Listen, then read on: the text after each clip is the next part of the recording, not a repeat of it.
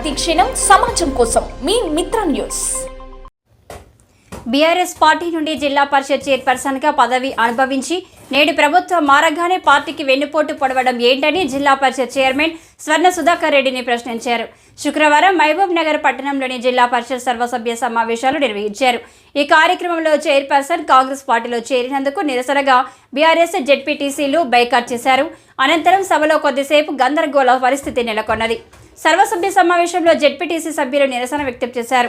మాజీ ఎమ్మెల్యే మహిళ అని గౌరవించి టీఆర్ఎస్ పార్టీ నుండి జిల్లా పరిషత్ చైర్పర్సన్గా చేశామని, పదవులు అనుభవించి తర్వాత పార్టీ మారడం ఏంటని వారు ప్రశ్నించారు.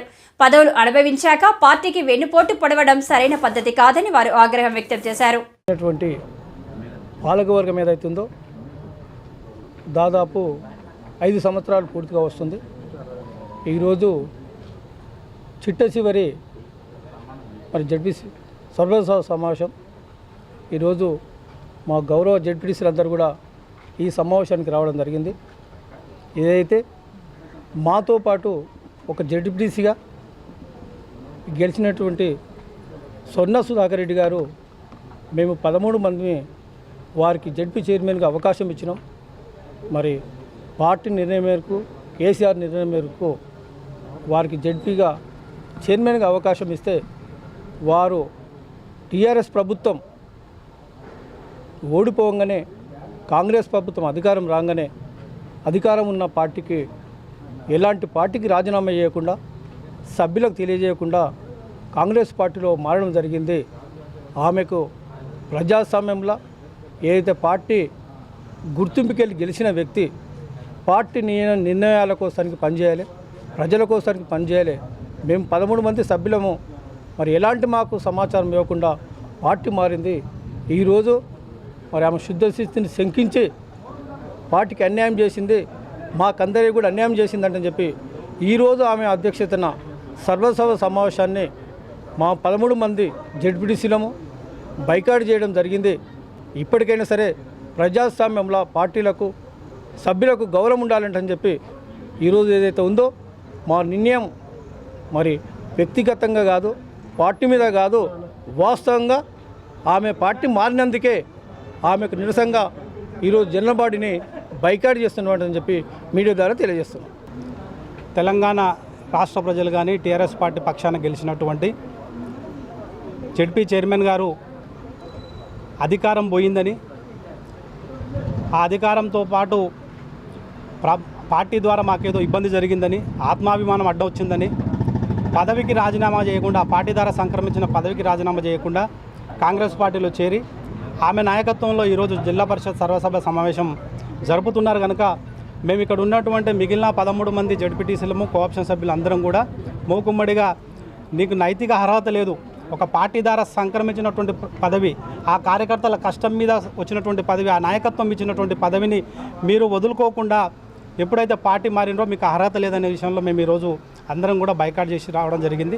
దయచేసి అందరికీ తెలియజేసేది ఒకటే, మనకు ప్రజలు ఇచ్చినటువంటిది, ప్రజల కోణంలో కష్టపడాలన్నటువంటిది ప్రజలు చెప్పి మనని ఇక్కడికి పంపించారు.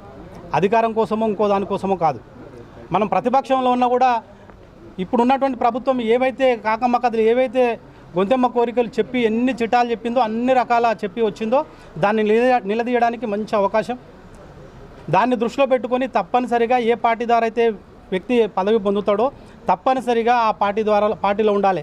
పార్టీ నచ్చినప్పుడు, పదవి నచ్చినప్పుడు తప్పనిసరిగా పార్టీకి రాజీనామా చేసినప్పుడు నైతిక బాధ్యతగా, నైతిక విలువలు కట్టుబడ్డ వ్యక్తిగా, సమాజంలో ఒక మంచి మనిషిగా గుర్తింపు రావాలంటే దాని ద్వారా వచ్చినటువంటి పదవిని కూడా త్యాగం చేస్తే చరిత్రలో నిలిచిపోతారు.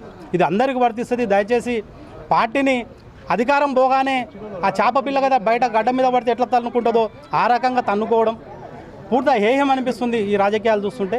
ఇది మాలాంటి కొత్తగా ఈ రాజకీయాల్లోకి వచ్చిన వ్యక్తులకు ఇది తప్పు.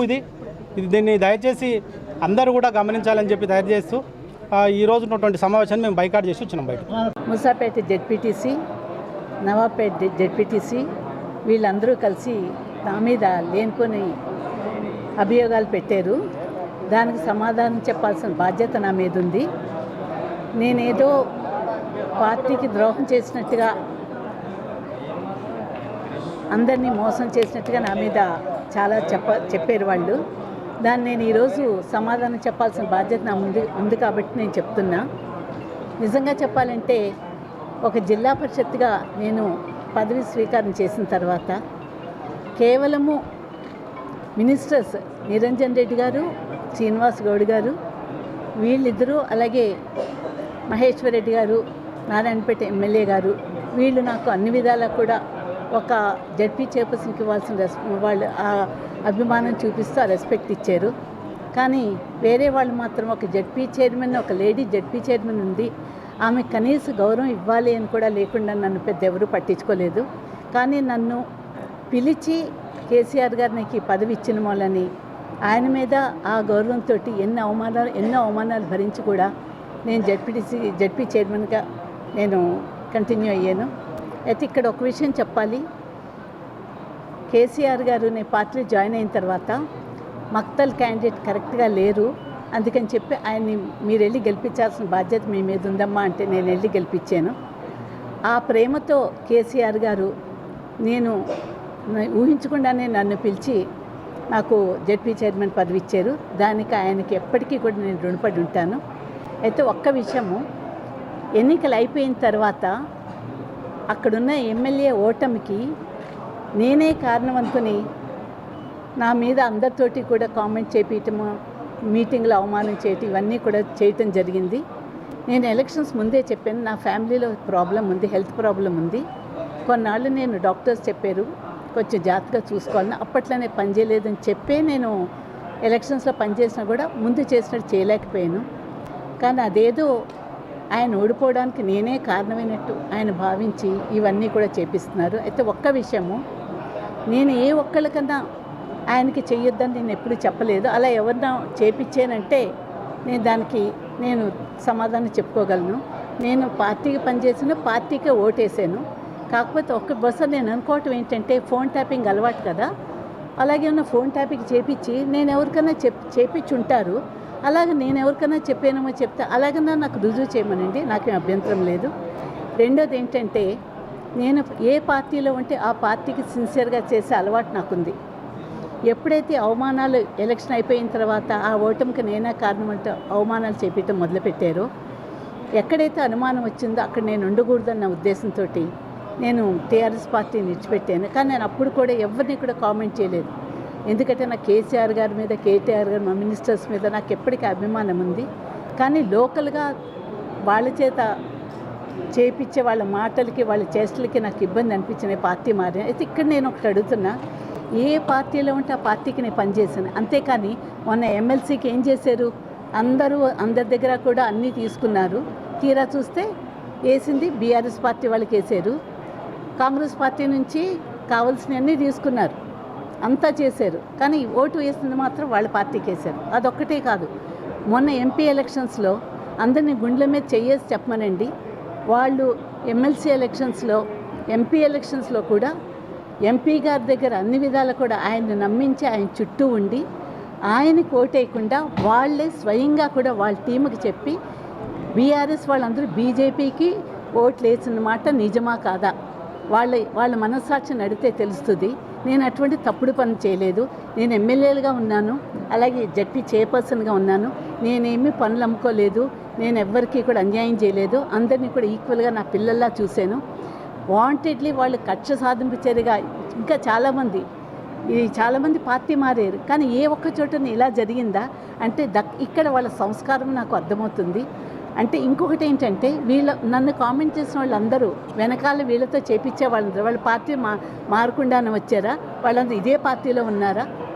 నేను ఏం తప్పు చేశాను వీళ్ళు వాంటెడ్లీ నన్ను అవమానపరిచే ప్రయత్నం చేసి, కానీ ప్రజలకు తెలుసు, జిల్లా మొత్తానికి తెలుసు, ఇంకా చెప్పాలంటే రాష్ట్రంలో కూడా మా ఫ్యామిలీ ఏంటో తెలుసు, నేనేంటో తెలుసు. నేనేమి ఎమ్మెల్యే అయ్యి కోట్లు సంపాదించలే, ఫామ్ హౌస్ కట్టుకోలేదు, మేడలు మిద్దులు వేల కోట్లు విదేశాల్లో పెట్టలే. ఎమ్మెల్యేగా ఎలా ఉన్నాను, జడ్పీ చైర్పర్సన్గా కూడా అలాగే ఉన్నాను. అందుకని చెప్పి నేను చెప్తున్నాను, నా వైపు వీళ్ళు 1 వేలు చూపించారు, వాళ్ళ వైపు 9 వేలు చూపిస్తున్నారు. అది గుర్తుపెట్టుకోవాలా. ఇప్పుడే కాదు, ఎప్పటికీ కూడా నేను ఏ పార్టీలో ఉంటే ఆ పార్టీకి సిన్సియర్గా పనిచేస్తా. ఒకప్పుడు అంతకుముందు నేను కాంగ్రెస్ పార్టీ ఎలక్షన్ ముందు కూడా నన్ను పిలిస్తే కూడా నేను వెళ్ళలేదు. ఎందుకంటే లేదు, కేసీఆర్ గారు నాకు ఈ గౌరవం ఇచ్చారు. ఈ గౌరవాన్ని నేను నిలబెట్టుకోవాలి, నేను అందుకని రానని చెప్పాను. కానీ తర్వాత జరిగిన పరిణామాలతో నేను పార్టీ మారాల్సి వచ్చింది. ఇప్పుడు అన్నవాళ్ళు ఎంతమంది అదే పార్టీలో పుట్టుకొచ్చారా? పైనుంచి కింద వరకు మీరు ఒకసారి చూడండి, అదే పార్టీలో ఎవరున్నారు? నిజంగా చెప్పండి, నాకు జరిగిన అవమానం ఎవరికీ జరగలే, వాంటెడ్లీ చేస్తున్నారు. అందుకే నేను ఒకటే వాళ్ళ సంస్కారానికి ఇచ్చిపెడుతున్నా. వాళ్ళని ముందు వాళ్ళని మనస్సాక్షిని వాళ్ళు అడగమని చెప్పండి, వాళ్ళ మనస్సాక్షిని వాళ్ళు కనుక్కుంటే చాలు. ఇది దయచేసి నేను అసలు ఇవంతా నేను వాళ్ళు ఎన్ని కామెంట్ చేసినా ఇంతవరకు నేను నోరిప్పలే. కానీ నేనేదో దోషిగా చూపించి ఈరోజు నన్ను ఇంత ఇది చేశారు కాబట్టి నేను కూడా వాళ్ళ విషయం చెప్పాల్సి వచ్చి మీతో చెప్తున్నా. నేను కోరుకునేది ఒకటే, ఈరోజు మేము పార్టీ మీటింగ్, ఈ జనరల్ బాడీ మీటింగ్ ఎందుకు పెట్టామంటే, జనరల్ బాడీ అన్నాక ప్రజా సమస్యల మీద మనం అందరూ కూడా అది వాళ్ళ సంస్కారానికి ఇచ్చిపెడుతున్నా.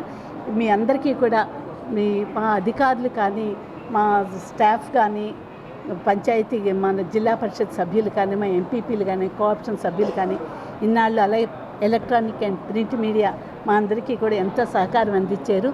ఎప్పటికీ కూడా ఇదొక నాకు మీ అందరితో కలిసి ఉండటం ఒక మంచి తీపి గుర్తుగా ఉంది. నిజంగా నాకు ఈ అవకాశం ఆ రోజు కేసీఆర్ గారు కల్పించారు, ఆయనకి ఎప్పటికీ కూడా నేను రుణపడి ఉంటా. కానీ ఇంకొక విషయం, ఒకవేళ ఇప్పుడు కూడా నేను ఆ పార్టీలో ఉండకపోదును. ఎందుకో తెలుసా? ఎప్పుడు కూడా జరిగిందని మనం చూస్తున్నాం. రికార్డ్స్ ధ్వంసం చేశారు.